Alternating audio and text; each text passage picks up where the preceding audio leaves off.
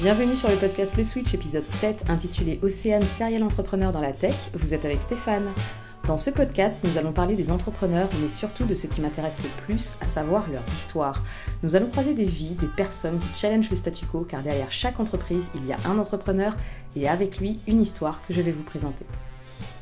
Inspiré du conte tibétain présenté par Vincent dans son podcast Conte-moi l'Asie, produit par Catalyseur Média, la morale de ce conte nous rappelle qu'il vaut mieux boire de l'eau avec un ami que de partager le miel d'un ennemi.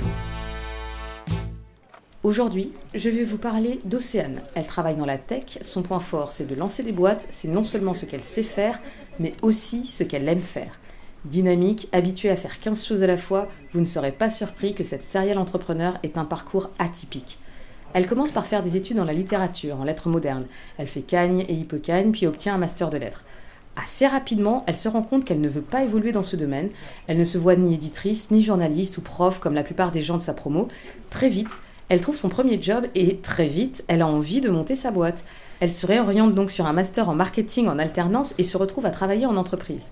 Elle travaille sur un projet plutôt novateur dans l'import-export pour une entreprise de cosmétiques et cela l'inspire.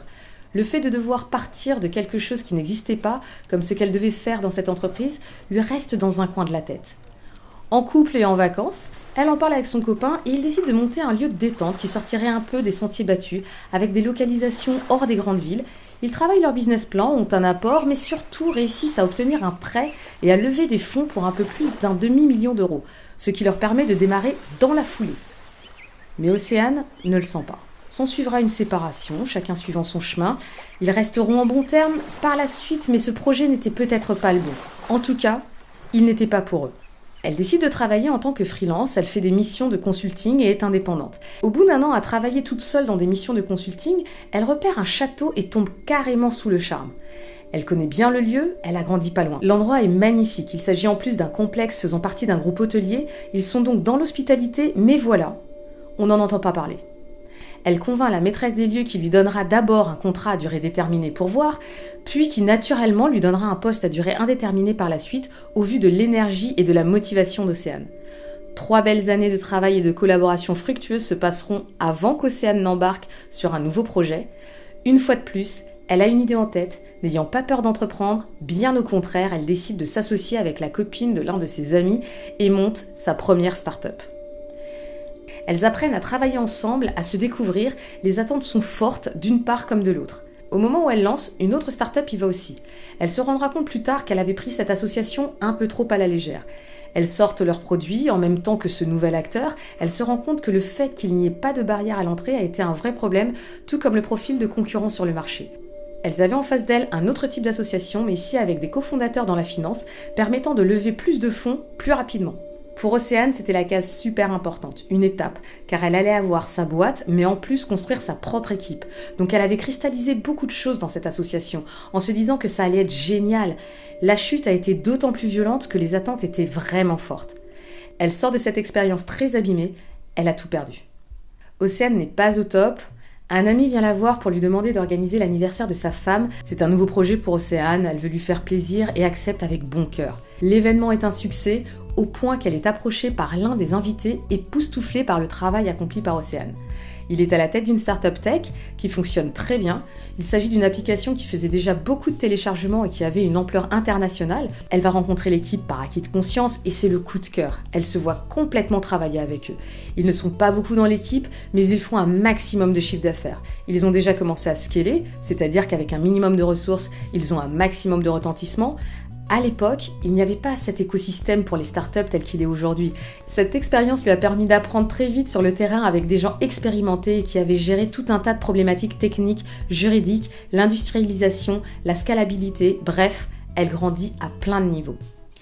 La boîte est vendue et le CEO revient vers Océane pour lui proposer de s'associer avec elle pour créer une nouvelle boîte. Elle prend le pari et se retrouve à nouveau dans une aventure entrepreneuriale. Par contre, il ne veut plus être le CEO. Et souhaite que ce soit elle qui prenne ce rôle. Arrive à ce moment chez Océane ce bon vieux syndrome de l'imposteur. Le CEO a 13 ans de plus qu'elle, a été à la tête de plusieurs structures, a déjà géré plein de projets dans des sociétés avec de gros effectifs. Elle trouve l'association intelligente car chacun contribue à la hauteur de ce qu'il est, mettant l'ego de côté au profit du projet. Elle renoue avec le plaisir de travailler en équipe sur un fond commun d'évidence et d'authenticité.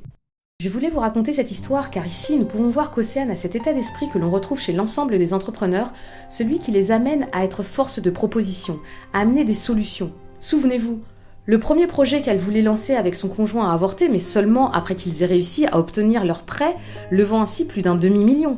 C'est à ce moment que le premier switch arrive. Elle n'a alors plus peur de travailler de façon indépendante et trouve même un emploi en suivant le même procédé entrepreneurial, l'amenant à littéralement créer son poste sur la base de la solution qu'elle proposait avec l'optique d'accompagner son employeur dans la gestion et le développement de son entreprise. L'association qui n'a pas marché agit comme un deuxième switch. Il était nécessaire, elle a amené cette humilité qui sera par la suite le fondement de ses prochaines associations. Comme elle le dit, tout le monde a peur. Le syndrome de l'imposteur est omniprésent, mais le plus gros risque, c'est de ne pas avoir le déclic pour sortir de cet endroit sombre. Tout perdre a été très dur, l'échec de sa collaboration pénible et difficile, mais cela lui a donné la capacité de pouvoir s'ouvrir aux opportunités d'une nouvelle et belle association qui aura totalement redistribué les cartes. Derrière chaque entreprise, il y a un entrepreneur et avec lui une histoire. L'histoire d'Océane m'inspire car elle illustre cet état d'esprit où l'humilité est une force et la résilience un mantra. Ici, Océane nous montre que, comme disait Aristote, le courage est le juste milieu entre la peur et l'audace. Merci de m'avoir écouté, c'était Stéphane dans le 7e numéro du podcast Le Switch, à dans un mois sur la plateforme Catalyseur Média avec une nouvelle histoire d'entrepreneur.